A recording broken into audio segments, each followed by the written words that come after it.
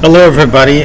Sorry for the dim light. It is nighttime in Columbia, Missouri, and I am just outside the balcony of the engineering building, which is kind of a cool place to hang out because you got these benches and this lighting, and it's a nice, cool night. Fall semester has started. I think it officially starts next week. There's the bus. Sorry for the noise. And the campus is just swimming in beautiful women. So it's real cool scenery, right? But getting back to more serious business, let's talk about the passing of Jean Lebell and Fred Villari. Jean Lebell, Looper Radical asked me, what do I think of his passing? Hey, you've gone to the great beyond, the great mystery. We're all headed there. We're all headed there one day, and, best to you. Let's talk more about how I think about Jean Lebell's life. You got to give him credit for all the things he pioneered.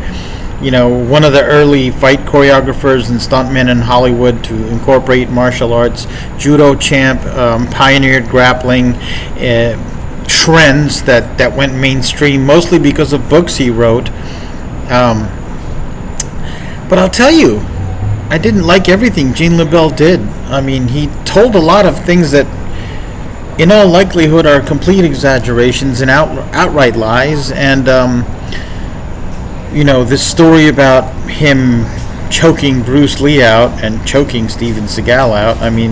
The Bruce Lee information didn't come to light until after he died, and there's different versions of it, and the Seagal thing keeps shifting, and there's people talking about being there that weren't there. The people that were there said it was completely different.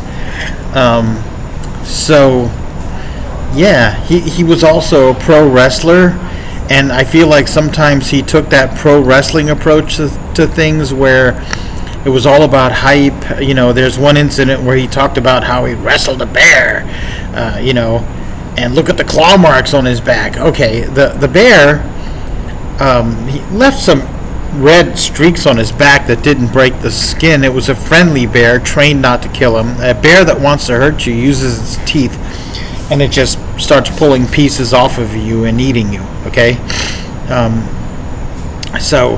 It made it seem like he wrestled a bear, and it was a fairly small bear, people. Probably a young, pubescent one. I saw his video on pro wrestling finishing holds, and it was more comedy than anything else. So Jean Lebell, fantastic pioneer, but not necessarily a great guy in my book. Not necessarily. I know that means I'm bucking the trend, but pro wrestling is not even a proper sport or a martial art, and some of its methods of generating hype are just downright silly, right? So legitimate martial artists did some illegitimate things. Welcome to life. We're all like that. Fred Villari,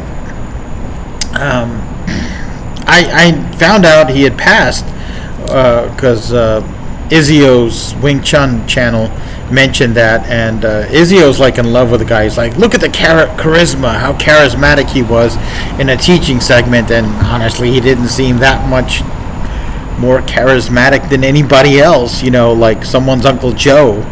But I guess Izzy just loves him. Maybe they're alike. But I will say this. There's a man that took a lot of flack. He had over 400 schools, countless black belts, countless students. Developed his system, promoted it. There is a video of him sometime in the 80s. Again, people, excuse the noise. The town is alive again. It's no longer summer.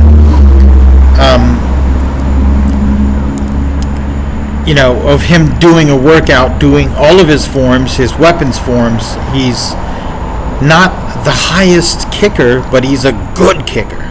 He was a good kicker. He's fast, sharp, and hard.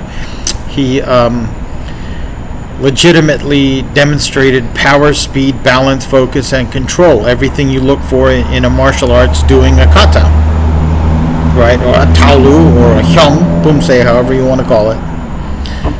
And he demonstrated quite a few self-defense techniques. And aside from looking at the self-defense techniques, which I liked, and the one-step techniques, which I liked, definitely a huge kung fu flavor in all of it, right?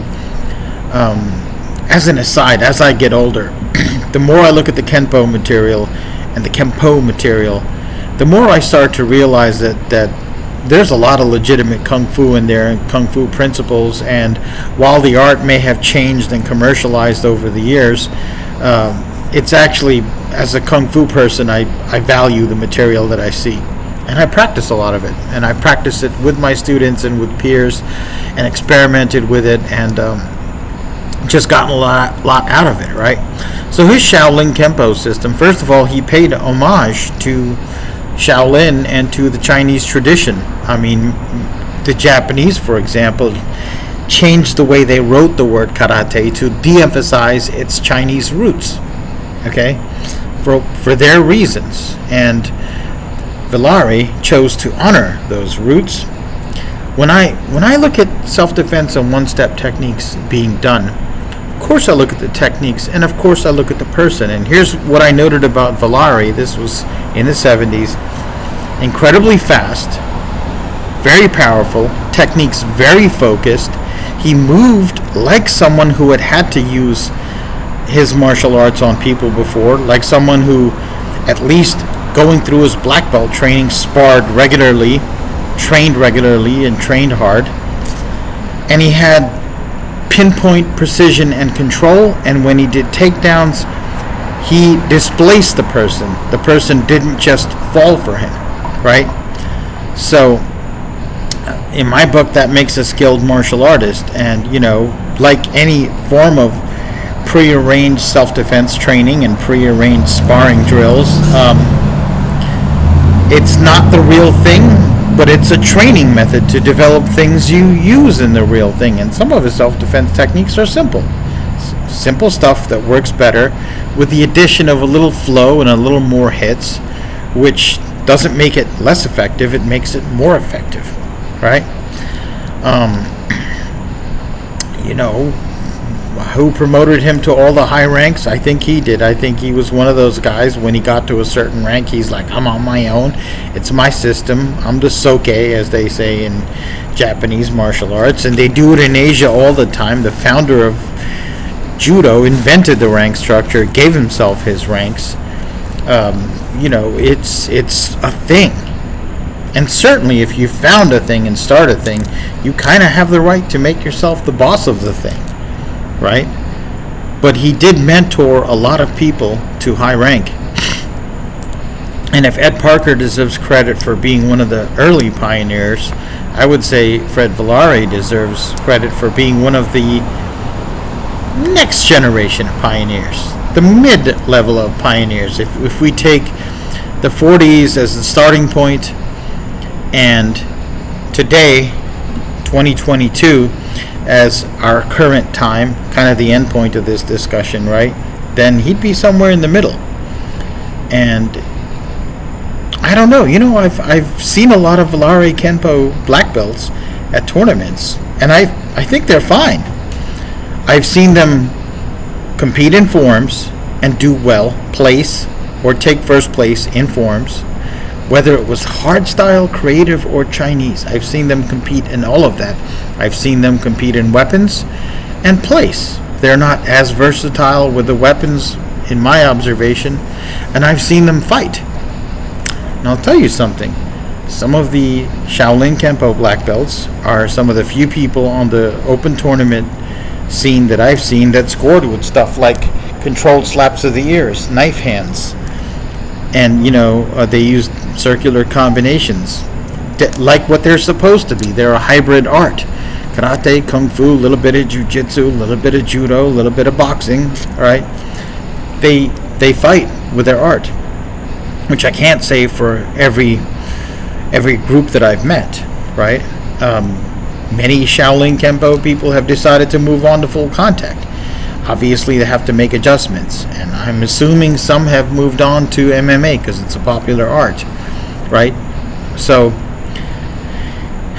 Fred Villari in particular, I'm giving you a salute. Gene Lebell, you don't necessarily, you've been saluted enough, and when you were alive, enough people, worshipped you that I've decided not to go. And the big thing that moved me in the direction of saying, I wish you well, I'll give you one of these. I wish you well wherever you're going. I'm not here to judge the ultimate fate of your soul, and some people dispute whether there is a soul and ultimate fate. Maybe we just wink out of existence. I don't know.